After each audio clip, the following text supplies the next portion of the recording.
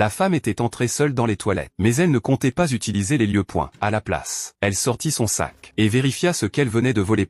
En réalité, Anna était une voleuse professionnelle. Elle s'était rendue au banquet, dans le seul but de séduire des hommes, puis de profiter d'un moment d'inattention, pour leur dérober leur portefeuille. Très vite, Anna ouvrit 3 portefeuilles, et récupéra tous les objets de valeur qu'ils contenaient.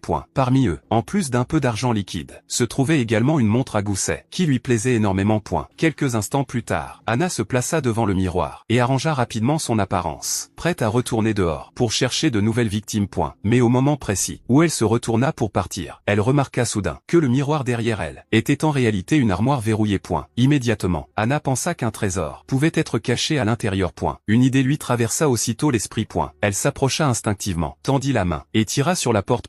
En découvrant qu'elle ne s'ouvrait pas, elle devint encore plus convaincue qu'il y avait quelque chose de précieux dedans. Sans perdre une seconde, Anna sortit rapidement ses outils, et commença directement à crocheter la serrure. Comme elle était extrêmement douée, elle réussit à l'ouvrir, en très peu de temps.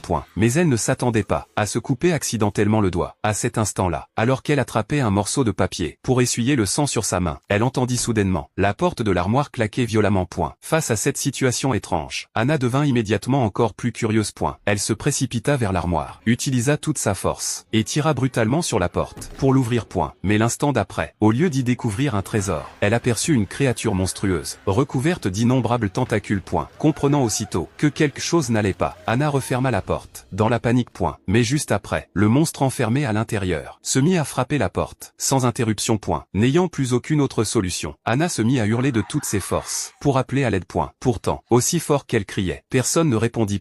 Quelques minutes plus tard, alors que l'armoire semblait enfin se calmer, Anna avança lentement, vers la sortie. Mais après seulement quelques pas, la montre à gousset qu'elle avait gardée sur elle, tomba soudainement au sol. Et avant même qu'Anna ait le temps de réagir, elle vit la porte miroir s'ouvrir instantanément derrière elle.